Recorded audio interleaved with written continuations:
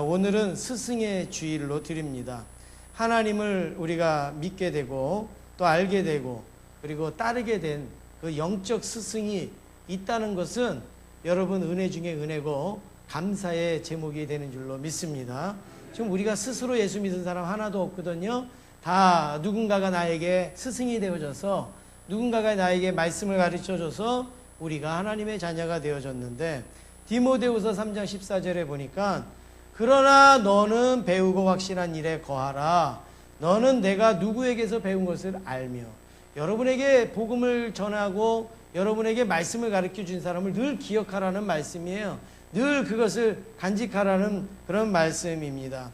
그래서 오늘 이 말씀을 통하여서 우리에게 말씀을 직접 가르쳐 주신 스승도 중요하지만, 우리에게 직접 말씀을 가르쳐 주시진 않았지만 우리에게 말씀을 가르쳐 준 스승들이 굉장히 많이 있는 거죠. 우리는 못 봤고 우리는 만나보지 못했지만 예전서부터 계속 말씀을 전해서 오늘 우리에게까지 말씀이 증거되어진 거지 않습니까? 그래서 우리는 이렇게 우리의 영적 스승을 오늘 제가 믿음의 거장이라 이렇게 명명을 했습니다. 오늘 이 말씀을 통해서 우리가 믿음의 거장을 좀 만나길 원합니다. 여러분 한번 보세요. 쫌생이 만나면 우리의 인생이 어떤 인생 될까요? 쫌생이 되는 거예요. 거장을 만나면 어떻게 될까요? 거장이 되는 거예요. 거장은 안 되더라도 거장 비슷하게는 되지 않겠습니까? 우리의 믿음에도 마찬가지예요. 쫌생이 같은 사람들 만나봐야 우리 믿음에 아무런 유익 안 돼요. 그런데 거장을 만나면 우리도 거장 비슷하게, 거장 좀 닮게, 거장하고 조금 어울리게 그런 삶을 살게 될 줄로 믿습니다. 첫 번째로 허다한 증인들이 있습니다. 우리 오늘 1절 말씀에 보니까 1절을 우리 같이 읽겠습니다. 시작. 이러므로 우리에게 구름같이 둘러싼 허다한 증인들이 있으니, 모든 무거운 것과 얽매이기 쉬운 죄를 벗어버리고 인내로서 우리 앞에 당한 경주를 경주하며, 이렇게 말씀을 하고 있습니다. 여러분 여기에 보니까 우리 그 허다한 증인들이 있는데, 허다한 증인들이 어떻게 있다고요? 구름같이 둘러싼 허다한 증인들이 나옵니다. 구름같이 둘러싼 허다한 증인들. 그러니까 믿음의 거장들은 어떤 한 사람 두 사람이 아니에요. 얼마나 많은가 하면 어떻게 많다고요? 허다하게 많다 이거예요. 허다하게. 믿음의 증인들은 허다하게, 우리가 알고 있는 사람보다 모르고 있는 믿음의 이 증인들이 허다하게 많이 있는데, 여러분 이들은 바로 우리의 믿음을 위하여서 응원하고 있는 거죠. 지금 구름같이 둘러싼 허다한 증인들이 우리의 믿음을 위해서 응원하는 거예요. 야, 너 잘한다. 너 믿음 생활 정말 잘한다. 너 정말 믿음으로 승리하는구나. 이러면서 우리를 막 응원하고 있습니다. 성도들은 가끔 자기만 헌신한다고 생각할 때가 있어요. 성도들은 가끔 자기만 희생한다고 생각하고 자기만 순종한다고 착각할 때가 종종 있습니다. 그러나 눈을 조금만 돌려보면 우리 주변의 믿음의 거장들, 정말로 믿음에 대해서 대단한 사람들이 허다하게 많다는 거예요. 허다하게. 일부 예배 때 제가 물어봤습니다. 이 허다하게 많다는 것을 전라도 말로 뭐라고 얘기하냐니까 허벌나게 많다는 거예요. 경상도 말로는 뭐라 그러니까 억수로 많다는 거예요. 정말 이 허다한 증인들이요 얼마나 많이 있는지 우리는 모릅니다. 저도 중학교 때 한때는 그런 생각한 적이 있습니다. 하나님, 제 나이에 저처럼 믿음 생활하는 아이가 있습니까? 제가 그 정도로 이야기를 했어요. 하나님 앞에. 내용은 말씀은 안 드리겠습니다. 정말 제가 교만해서 그랬다기보다도 그렇게 말할 만큼 신앙생활을 했어요. 그런데 히브리서 12장 1절 말씀을 읽으면서 제가 완전히 깨어졌습니다. 어떻게 깨어졌습니까? 믿음의 증인들, 믿음의 거장들은 어떻게 많다고요? 허다하게 많아요. 허다하게 많아. 그런데 그것도 모르고 내가 믿음 잘 생활하는 줄 알고 내가 헌신하는 줄 알고 내가 하나님 잘 섬기는 줄 알았던 것이 얼마나 부끄러운지 모릅니다. 그래서 우리 히브리서 11장 35절 38절에 보니까 이렇게 믿음의 거장들을 세상 사람들은 뭐라고 표현을 했을까요? 믿음의 거장들을 세상 사람들은 뭐라고 표현했는가 하면 15절, 35절부터 38절에 보니까 이렇게 표현되어져 있습니다. 우리 앞에 화면을 보고 한번 같이 읽겠습니다. 세상 사람들은 뭐라고 표현했는가? 세상이 감당치 못하는 사람. 예. 세상이 감당하지 못하는 사람이. 손양은 목사님, 문중경 전사님, 조덕산 집사님 이런 분들 세상이 감당하지 못하는 사람. 이런 분들이 그 거장이라 말씀을 드릴 수가 있습니다. 이 세상이 감당치 못하는 믿음의 거장들은 적어도 세 가지의 고통을 느끼며 살았습니다. 첫 번째는 옥에 갇히는 고통이 있었어요. 두 번째는 조롱당하고 매를 맞는 고통이 있었어요. 세 번째는 죽음을 당하는 고통이 있었습니다. 그러니까 이것을 하나로 요약하면 죽는 순간까지 고통당한 게 이 믿음의 거장들의 삶이었어요. 믿음 하나 때문에 죽는 순간까지도 고통을 당하며 살았다는 겁니다. 세상은 살기 위해서 일합니다. 세상은 또 내가 살기 위해서 수고합니다. 살기 위해서 참기도 하고 살기 위해서 막 발버둥을 막 칩니다. 그러나 믿음의 거장들은 죽기 위해서 발버둥 쳤어요. 죽기 위하여서 하나님 믿었고 죽기 위하여서 살았다라는 것을 알 수가 있습니다. 이 세상에서 살겠다고 하는 사람은 하나도 무서울 게 없어요. 여러분 주변에 나 살려고 한다라고 생각하는 사람은요 하나도 무서울 사람이 없습니다. 그런데 어떤 사람이 정말 무섭습니까? 나 죽겠다고 하는 사람은 정말로 무서운 거예요. 그건 감당을 할 수가 없는 거예요. 믿음의 거장들은 살겠다고 믿은 사람 하나도 없어요. 나 죽겠다라고 예수를 믿었어요. 그러니까 세상 사람들이 감당하지 못하는 사람들이라 이렇게 말씀을 할 수 있었다는 사실입니다. 이 믿음의 거장들이 바로 저와 여러분의 오늘 영적인 스승이 되는 줄로 믿습니다. 두 번째로 우리 살펴볼 때 예수님을 바라보아야 합니다. 믿음의 거장들에게 있어서 놓칠 수 없는 게 있어요. 그거는 인내심이 좋다든지 아니면 뭐 열심히 좋다든지 건강이 좋다든지 여러분 그런 거 아닙니다. 믿음의 거장들에게는 딱 한 가지 우리가 발견할 수 있는 것은 그들의 시야입니다. 그들의 시야. 그들의 눈입니다. 그들의 눈이 무엇을 바라보느냐 이게 믿음의 거장을 좌우한 것이지 뭐 그들의 어떤 삶 자체가 아니에요. 그래서 이 믿음의 거장들은 누구만 바라보았느냐 하면 예수님만 바라봤어요. 예수님만 바라보았기 때문에 믿음의 거장이 되어질 수가 있었죠. 2절 말씀을 우리 함께 같이 읽겠습니다. 2절 같이 읽습니다. 믿음의 주요 또 온전케 하시는 이인 예수를 바라보자.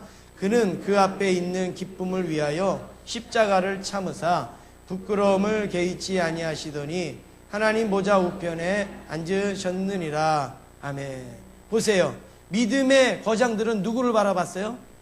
믿음의 주요 또 온전케 하시는 이인 누구를 바라봤어요? 예수를 바라봤어요.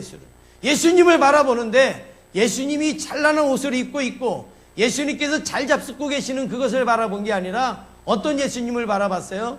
기쁨을 위하여 십자가를 참으사 십자가를 지고 가시는 그 예수님을 바라보았을 때 내가 당하는 고난은 아무것도 아니고 내가 당하는 멸시는 아무것도 아니고 내가 갖고 있는 지금 어려움은 아무것도 아니라는 그런 결론에 이르게 되어지는 거죠. 그러니까 그렇게 전도할 수 있었던 거예요. 그분들이 그렇게 믿음으로 살 수 있었던 것입니다. 우리가 믿음의 거장하고 믿음의 거장 아닌 사람하고 차이점이 뭐냐면 믿음의 거장은 예수님만 바라보는 거예요. 예수님만. 십자가에 달리신 예수님만 보는 거예요. 근데 믿음의 거장이 아닌 사람은 누구만 보니까 자기만 보는 거죠. 자기만. 나 배고픈데, 나 다리 아픈데, 나 힘든데, 나 어려운데, 나 속상한데 나만 바라보는 거예요. 그러니 믿음의 거장이 안 되고 좀생이가 되죠. 그러나 예수님을 바라보면 예수님의 십자가를 진 거 따라가려면 아직도 멀었거든요.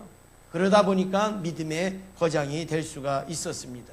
그러면 예수님을 어떻게 바라보아야 되는가? 오늘 여기 말씀에서 보면 세 가지로 나타납니다. 첫 번째는 무거운 것을 버려야 예수님을 바라보는 거예요. 뭘 버린다고요? 무거운 것을 버려야 돼요. 여러분 달리기 할 때 먼 곳을 갈 때 무거운 것을 들고 가면은 쉽습니까? 어렵습니까? 어렵죠. 무거운 것은 버려야 되는 거죠. 여기 무거운 것을 버리는 것, 무거운 것을 모든 무거운 것 이것을 뭐라고 말씀합니까? 우리 여러분 성경책 거기에 몇 번이라고 쓰여 있어요. 모든 무거운 것 그 성경책을 보세요. 거기에 몇 번 써 있습니까?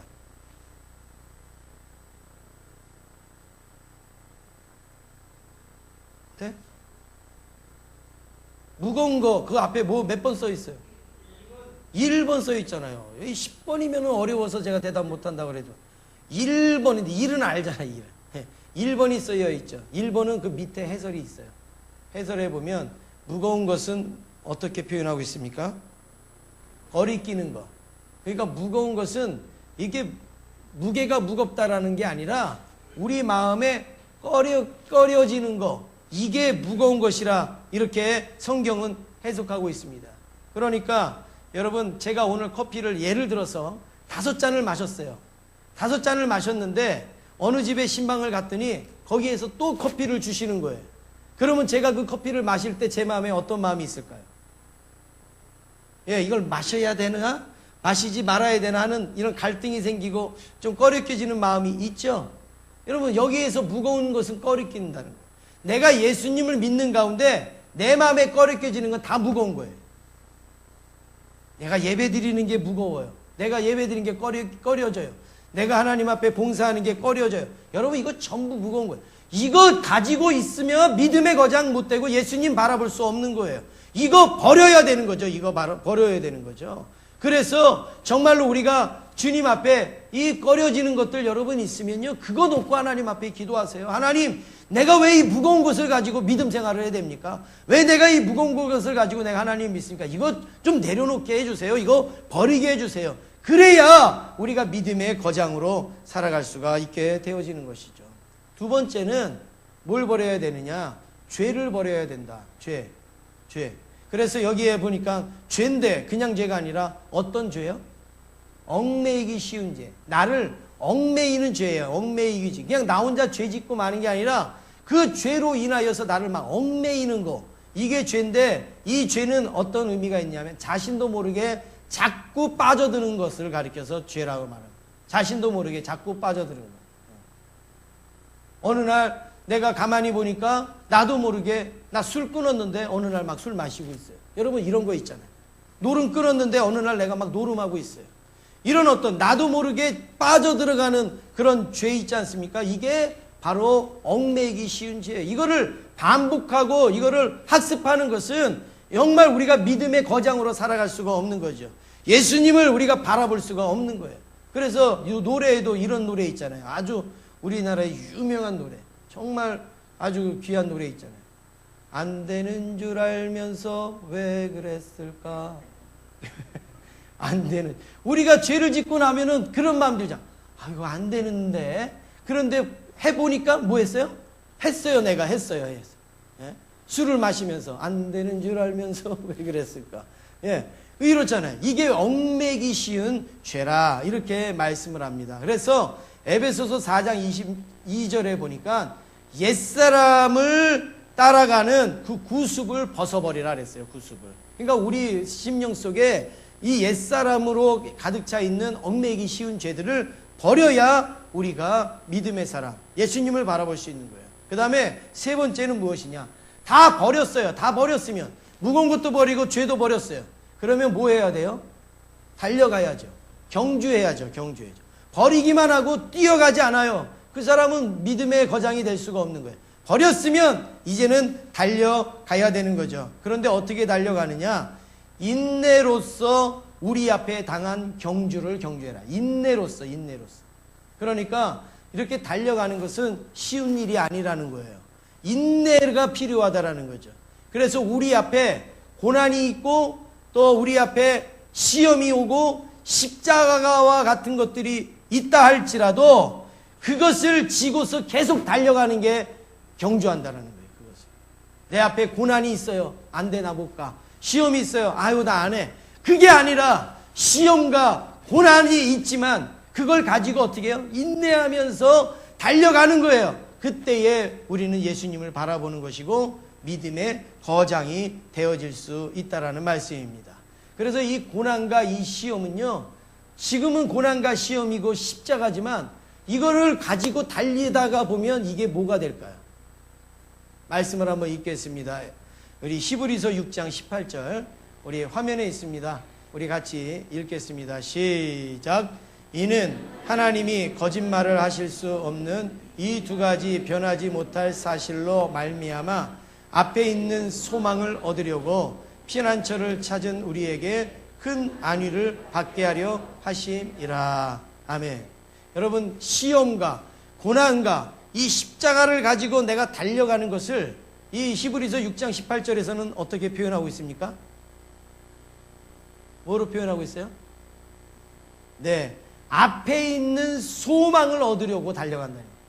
앞에 있는 소망을. 그러니까 시험과 고난과 십자가는요, 다른 말씀으로 표현하면 이게 뭐예요? 소망이에요. 소망. 내 앞에 놓여져 있는 뭐예요? 소망. 이 소망을 가지고 달려가는 거, 이게 경주하는 게 바로 예수님을 바라보는 것이고, 그리고 믿음의 거장이 되어진다라는 말씀입니다. 여러분에게 이런 소망이 많아지길 원합니다. 예, 나에게 고난이 있습니까? 그게 소망이에요. 나에게 시험이 있습니까? 그게 소망이에요. 그걸 가지고 인내로 달려가면 하나님께서는 그것을 소망으로 우리에게 위로하여 주시겠다라고 말씀을 하고 있습니다. 그렇습니다.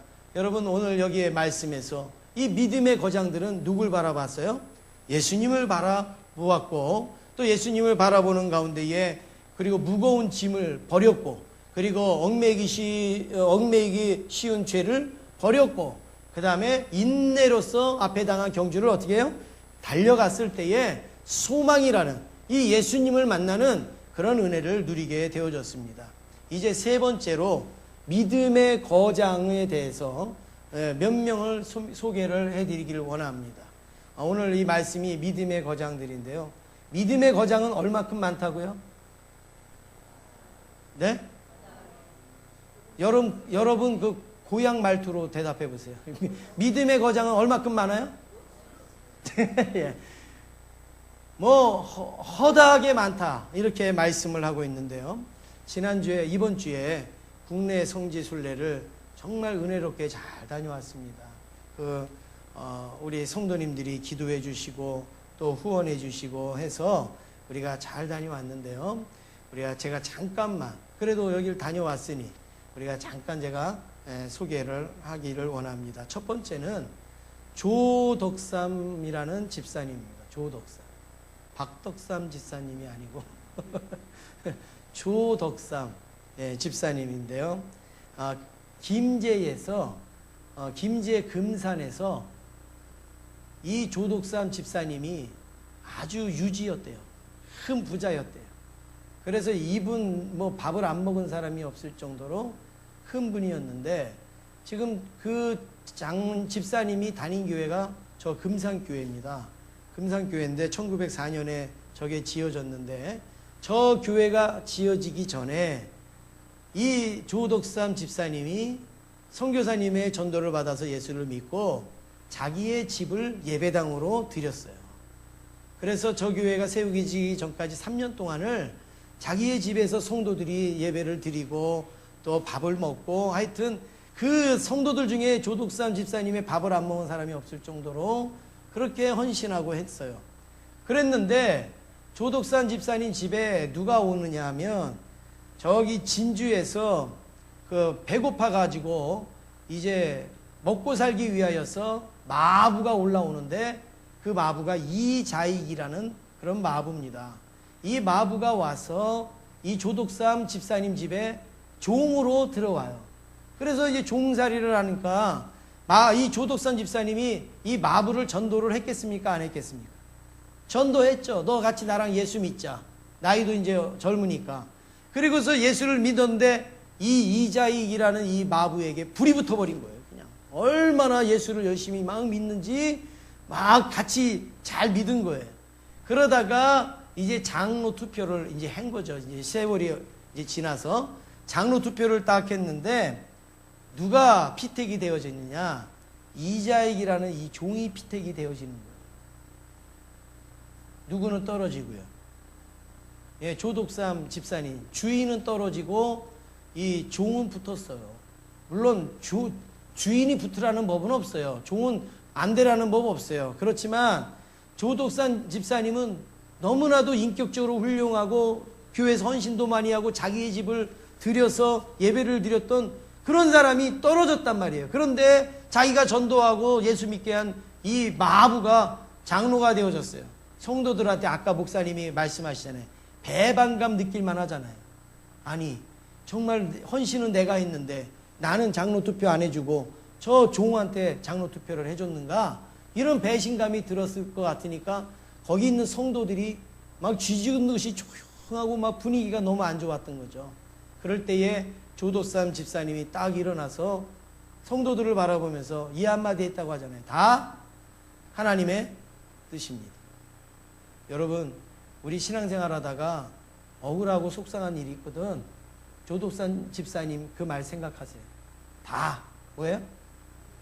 우리 한번 좀 크게 하겠습니다. 다. 예, 다는 왜 안 하세요? 그것도 논아서 하자는 거예요? 다시 한번 해보겠습니다. 다 하나님의 뜻입니다. 예, 다 하나님의 뜻입니다. 그러니까 성도들이요 안심하는 거예요. 아, 우리 조독산 집사님이 역시 훌륭하구나. 저 집사님이 역시 대단하구나. 그리고서 같이 신앙생활 하다가 1년 후에 장로 투표에서 조독산 집사님이 당선이 되셨는데 이번에는 이 목사님이 말씀을 안 하셨는데 그 전에는 어떤 말씀을 하셨느냐면 이런 말씀을 했습니다. 왜 조독산 집사님이 안 됐겠어요? 투표에서.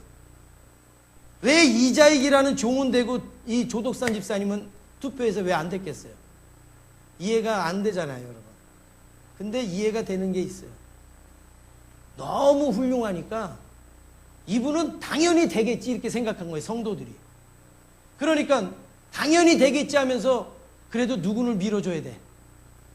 이자익 이 사람은 연고도 없고 이 사람은 그렇잖아요. 그러니까 우리가 안 찍어주면 안 되지.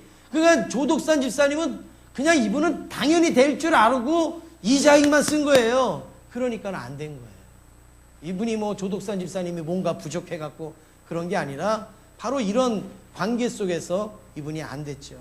그런데 이 조독산 집사님이 이자익 이 장로님을 이제 이분은 장로님으로 있어야 될 분이 아니라 정말 주의 종이 되어져서 하나님의 말씀을 전해야 될 분이다. 그래서 어떻게 합니까? 교회에서 평양신학교로 보내드립니다. 그래서 공부하고 오십시오. 그리고서 5년 동안을 평양신학교에 가서 공부를 합니다. 목사 안수를 받아요. 그리고 목사 안수를 받고 이제 목회를 정하는데 조독산 장로님이 교회에다가 청원을 합니다. 어떤 청원을 하죠? 이제 선교사님이 떠날 건데 우리 담임 목사님으로 이자익 목사님을 모십시다. 그 전에 아픈 맛 봤잖아요. 쓴맛 봤잖아요. 그런데 또 이자익 목사님 모십시다. 성도들이 걱정을 한 거예요. 아니 여기 장로님이 좀 어떻게 된 거 아닌가. 그런데 모셨어요. 그런데 너무너무 좋은 거예요. 그래서 아까 목사님이 말씀하실 때 집에 가서는 종으로 이자익 목사님이 섬기고 교회에 와서는 장로님으로 조독삼 집사님이 목사님을 섬겼다. 이렇게 아름다운 모습. 이래서 이제 이자익 목사님이 왔는데 이자익 목사님이 우리나라에 유례 없는 총회장이 몇 번이 되느냐? 3번이 됩니다. 3번. 제가요 총회장 되고 싶다고 막 나가서 별별 일을 다 해도요 우리 장로님하고 여러분들이 안 돼요. 목사님은 우리 교회만 지켜야 돼요. 그러면요 저 총회장 못해요. 그런데 그걸 후원하니까 총회장이 되어질 수가 있었죠. 이렇게 이 조독산 집사님이 이렇게 훌륭한 장로님으로 세워져 있기 때문에 오늘날의 이런 귀한 은혜가 넘치게 된 줄로 믿습니다. 또 두 번째로 우리가 살펴보면 우리 문준경 전도사님 볼 수 있는데요. 이 문준경 전도사님은 17살에 시집을 갔는데 남편이 첫날 밤도 안 지내고 나가서 바람 펴가지고 딴 여자를 얻어갖고 살았다는 거예요. 그런데 결혼은 한 거예요 또. 그래서 이분이 그 사이에 예수님을 믿고 이제 어떻게 하느냐, 성결교 신학교에 가가지고 공부를 하면서 방학 때 와갖고 전도하고 방학 때 와서 전도하고 하다가 어디에 가서 전도하느냐, 남편이 처불됐고 살고 있는 임자도라는 그 증도 옆에 있는 임자도에 가가지고 복음을 전하는데 거기에 예수 믿는 사람이 나오는 거예요. 예수 믿는 사람이 나오니까 그 사람들을 모아갖고 뭘 세울까요? 교회를 세워요. 교회를. 남편이 첩 때리고 사는 그 지역에 가서 교회를 세웠다는 거예요.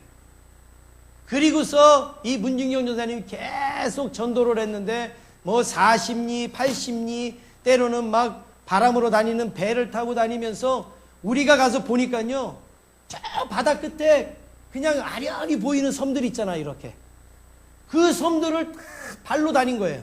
그 당시에 뭐 여객선이 있겠어요? 뭐가 있겠어요?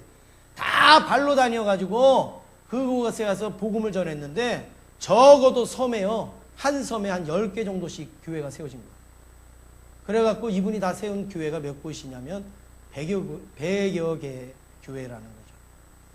우리가 그 교회를 순방하기도 힘들 것 같아요. 제가 보니까. 여러분 지금까지 살면서 교회 100군데 가보셨어요? 아마 교회 구경도 100군데 못 가보셨을 거예요. 근데 이분은 발로 다니면서 교회를 100군데가 넘게 교회를 세우고, 그리고 나중에 인민군이 와서 막 예수 믿는 사람 죽인다는 소리를 듣고 문중경 전사님이 목포에서 들어간대요. 저 사람들이 죽어가는데 내가 어떻게 여기 있으냐. 그래서 자기가 가서 이제 잡힌대요. 그래서 당신들이 말하는 씨암탉이 왔다. 그러니까는 병아리들은 내버려 달라는 거죠. 문중경 전사님 별명이 이 인민군들이 정한 별명이 씨암탉이라는 거예요. 하여튼 문중경 전사님만 만났다면 예수 믿으니까 그냥 알을 품고 알을 낳으니까 씨암탉이라 그랬대요. 그래서 거기에서 문중경 전사님은 총에 맞아 죽고, 그리고 다른 사람들은 살아있는데 지금도 살아있는 분들이 막 간증을 하고 있어요. 막 눈물을 흘리면서 어떻게 전사님이 우리를 그렇게 사랑할 수 있었어. 그런 간증을 하고 있습니다. 그 다음에 세 번째로 손양원 목사님 애양원회를 저희가 다녀왔는데, 손양원 목사님은 사랑의 원자탄이라고 하잖아요. 원자탄. 아까 우리 권사님이 간증한 것처럼 어떻게 그런 사랑을 했을 수 있을까? 뭐 이런 거는 너무나 많이 알려져 있으니까 제가 말씀은 드리지 않지만, 이분도 1950년에 공산당에 의하여서 순교를 당했는데, 저는 이번에 애양원에 가서 처음 듣는 이야기를 제가 들은 게 있어요. 그걸 말씀드리겠습니다. 손양원 목사님은 너무 많이 아시니까 뭐 여러분들이 그렇게 이해하시고, 애양원에는 엘리야의 까마귀라는 사람들이 있다는 거예요. 엘리야의 까마귀. 저 사람들이 엘리야의 까마귀예요. 5명의 여집사인데 유일하게 애양원의 여자 집사로 저 5분이었대요. 까만 치마를 입고 하얀 저고리 입은 저 여자분이었는데, 저분들은 그 당시 교회가 몇 명이었는가 하면 1340명 정도가 되어져 있었어요.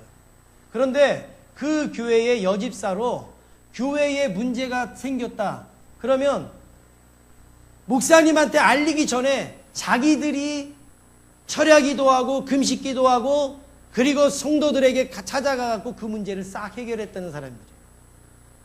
저 5사람 1000명이 넘는 성도들을 그렇게 관리를 한 거예요. 그러니까 목사님이 그런데 신경 안 쓰게 했다는 거죠. 그것뿐만이 아니라 목사님이 감옥에 6년 동안 갇혀 있을 때 사모님이 부산의 산 속에 이렇게 피신해 있었대요. 6년 동안. 그런데 이 엘리야의 까마귀라는 이분들은, 이거 교회에서 여러분 이게 엘리야의 까마귀 이렇게 만들어준 거 아니에요. 자기들이 이렇게 한 거예요. 그런데 이분들이 어떻게 했느냐. 밤마다 성도들 집에 다니면서 쌀 좀 주세요. 사모님 갖다 드리게 쌀 좀 주세요. 사모님 갖다 드리게 반찬 주세요. 사모님 갖다 드리게 뭐 좀 주세요. 그래서 그걸 걷어가지고 그거를 이고 지고 해가지고 어디까지 가느냐. 부산까지, 여수에서 부산까지 가서 산속에 있는 사모님과 그 아들에게 이걸 갖다 드렸다는 거예요. 그러니까 사모님이 너무나도 고마우니까 당신들은 엘리야의 까마귀입니다. 엘리야의 까마귀. 엘리야의 까마귀가 모르시는 분은 엘리야의 까마귀에 대해서 성경을 읽어보세요. 엘리야의 까마귀입니다. 그랬는데 그 일을 몇 번이나 했느냐. 6년 동안 했다는 거예요. 이 엘리야의 까마귀들이 6년 동안을 6년 되면 잊어버릴 수도 있어요. 그런데 6년 동안을 걷어다가 그거를 사모님한테 가져다 주셨다라는 거예요. 여러분 얼마나 훌륭합니까?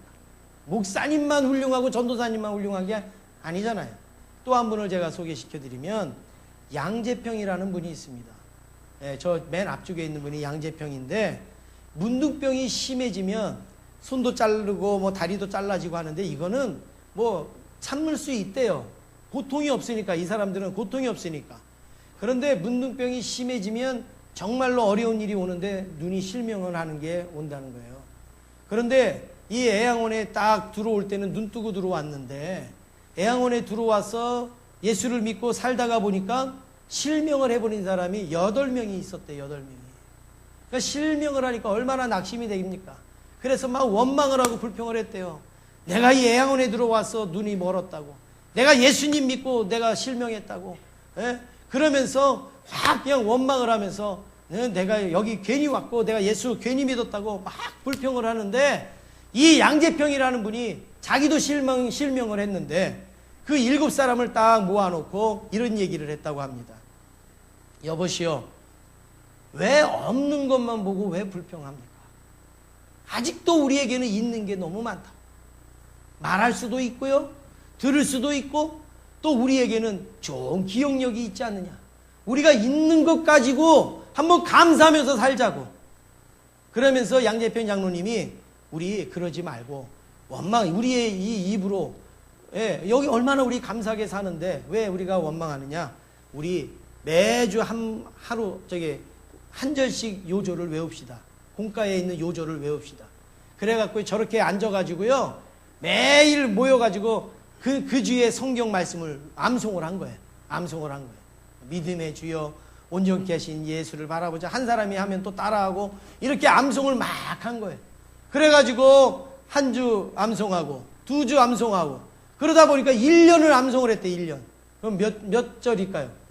52절을 암송을 해서 성도들 앞에 나와서 그 암송을 쫙 하니까 다 감동을 받은 거죠. 그래서 양재평 장로님이 그러면 우리 여기서 끝나지 말고 우리 마태복음서부터 한번 외워보자. 그래서 마태복음서부터 암송을 했대요. 어디까지 했을까요? 네? 요한계시록 22장까지 마태복음 1장부터 쫙 암송을 했대요. 그리고서 눈도 안 보이고 문둥병이고 이런 분들이 8명이 나와가지고, 그리고 마태복음서부터 요한계시록 22장까지 암송을 했대요. 우리보다 낫습니까? 안 낫습니까? 우리는 가진 게 더 많잖아요. 손도 있고 발도 있고 눈도 또 있고, 예? 그런데 우리는 한 절도 못 외워요. 한 절도. 근데 이분들은 마태복음 1장서부터 요한계시록 22장까지. 그래서 그때 생긴 암송반이 지금도 있어서 계속 이번에는 에베소서 외웁니다, 이번에는 어디 외웁니다 하고서 정교인이 암송을 다 한다라고 그렇게 이야기를 하고 있습니다.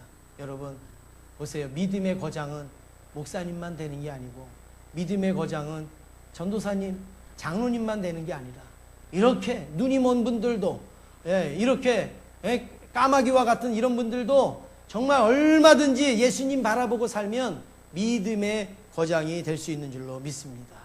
사랑하는 성도 여러분, 누가 믿음의 거장입니까? 믿음의 거장은요, 인격이 좋은 사람이 아니에요. 믿음의 거장은 환경이 좋은 분이 아니에요. 믿음의 거장은 예수님 바라보면 믿음의 거장입니다. 누구든지 예수님만 바라보면 믿음의 거장이 되어질 수가 있어요. 믿음의 허다한 증인들을 가서 만나보십시오.